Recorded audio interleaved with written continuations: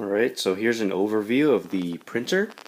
There are two spools on top. I'm only going to include one spool of the black plastic.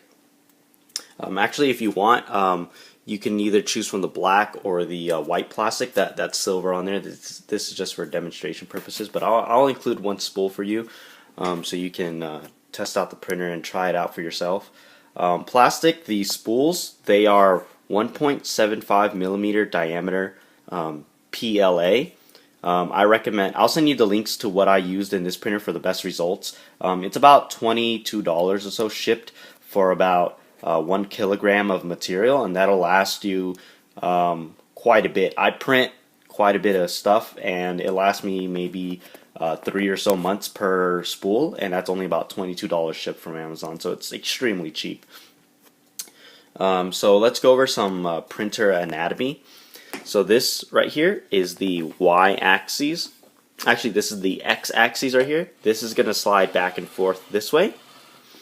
This whole arm right here is called the y-axis. This moves that way. And these rods right here is the z-axis. So this is going to move up and down.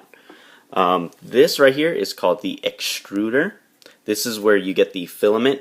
That's what it's called, the filament. And you're going to put it into here. This is a gear. There's a motor right here that pushes the filament into the hot end and the nozzle. Behind this fan right here is a heating unit that heats the plastic pretty much like a hot glue gun, and the plastic will ooze out of this right here, this metal piece, which is called the nozzle. But this whole assembly is called the hot end. I've already upgraded the hot end from the oldest, from the original hot end model to the latest model, so this prints more accurately, faster, and can reach higher temperatures.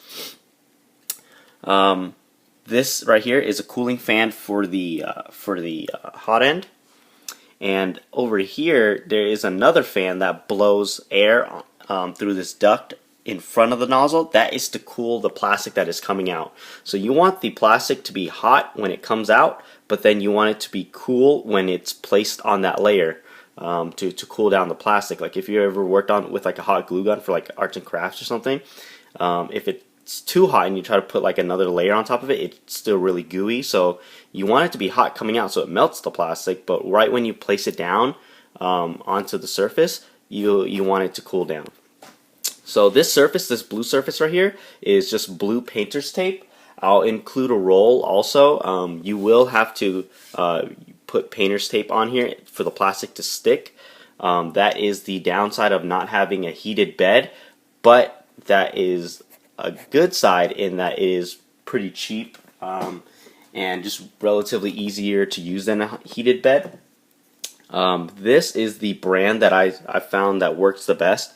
It is the actual Duck brand clean release. This kind. I'll include this giant roll right here for you. That brand seems to work the best. It sticks really well to the plastic. Some brands like 3M, they don't stick at all to the plastic. So I'll include that roll. These right here are cable links. These are all the wiring and cables to all the motors, and I have 3D printed covers over them to relieve some stress on the wiring. This has the Matrix Precision XYZ upgrade, which means that there you have an 8-inch by 8-inch by 10-inch print area. Originally it is a 6 by 6 by 6, so that's been upgraded. That hot end, like I said, was upgraded, and a second fan was upgraded. These down here are 3D printed feet. You can remove these, they aren't permanently attached, but what they do is they help dampen the sound, because I have it on a hollow wooden desk and it makes a lot of vibration.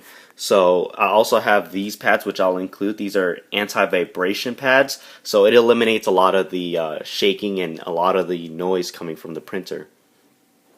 So, the power where you plug it in is going to be on this side.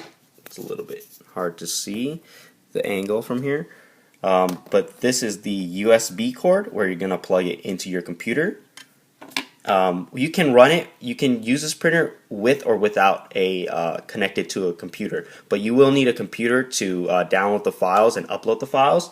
But once they are uploaded onto a micro SD card, which I'll include, you can just put it in the printer and it'll print automatically, or you can plug it into the computer and print from your computer. And this right here is the power source. It is a laptop supply, charging supply, power supply unit. So that's just going to plug right into there.